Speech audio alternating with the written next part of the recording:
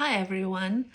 Um, Today, what's interesting is that I just got off a call with my own business coach, and it's just another huge reminder that everything that we experience in life, whatever our attractions are, whatever our resistances are, it all comes from our childhood. It's everything that we've learned in childhood, it's like this, it's formed this grid or like these filters through which it's a grid that we like superimpose on life and on all the subjects over which we have certain beliefs. And then our whole relationship with everything is coming from that space, but we don't realize it. So that again, that just now she showed me some things that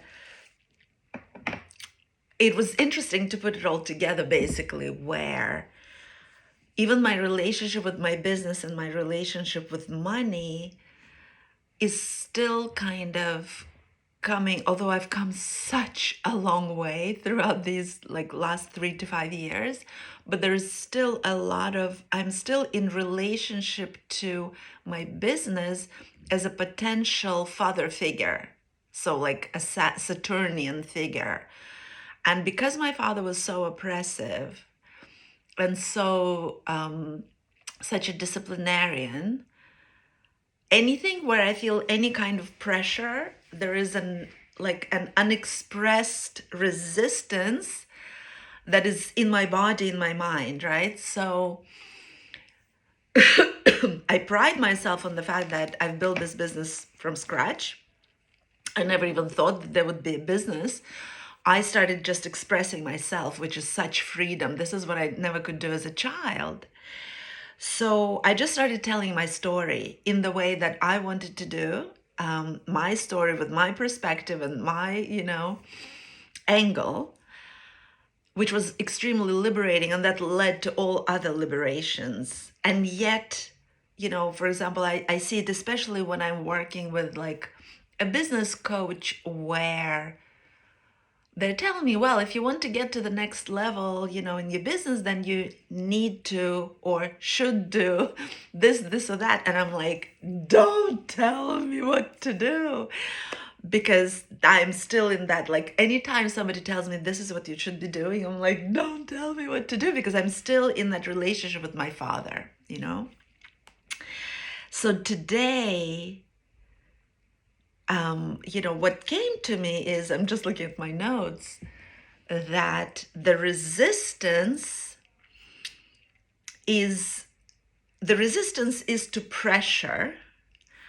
And because as a child I needed to perform for love or earn love by being a certain way, now I cannot tolerate any kind of performance or any kind of, well, when anyone tells me what to do, I'm like, no, I'm not gonna do it. Or like I'll do it specifically in the opposite way.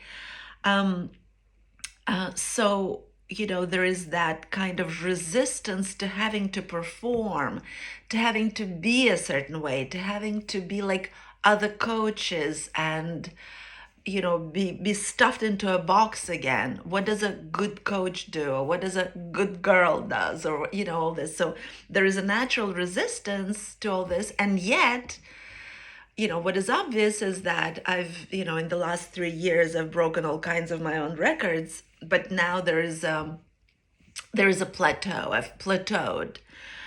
And it's obvious, it's been, obvious for a little while now that in order to break through to the next level, I need to start doing things differently again. And so there is, and I'm talking about in my business, because in my personal growth, there is like constant innovation. I'm always, always doing the work. I'm never not doing the work. It's just part of my life now.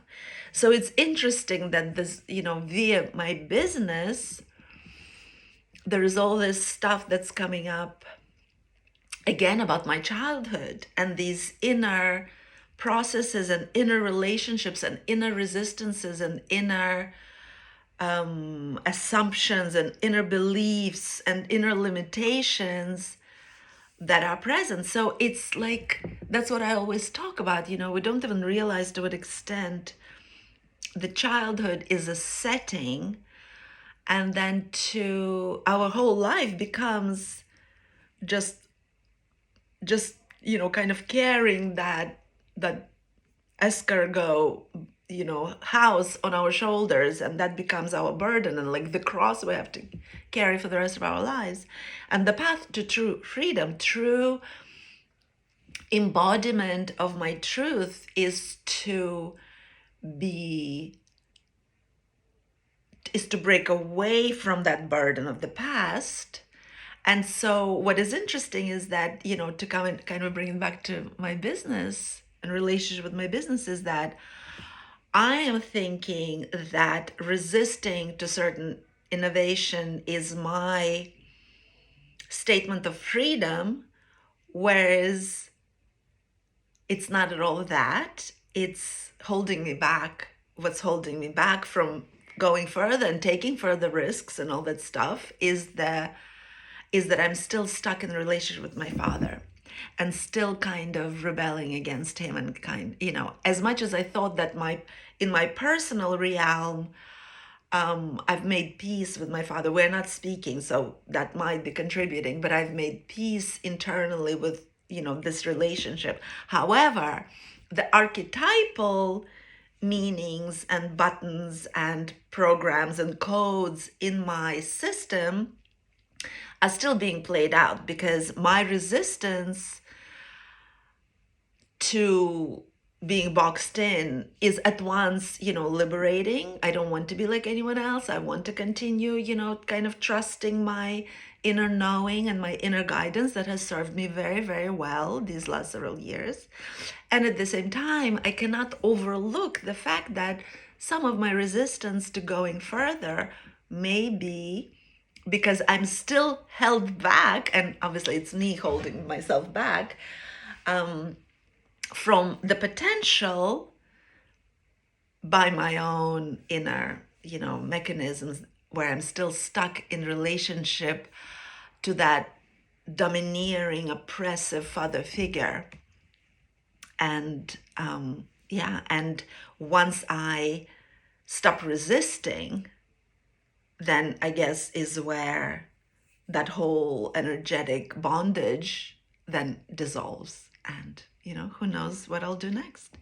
So yeah, that's what I wanted to share with you today, because this is still very alive for me, and I'm still kind of processing it. But it was helpful to actually get to that, to seeing that my resistance is not one of liberation. It's that I'm still stuck in my relationship with that father figure. All right, everyone, see you tomorrow.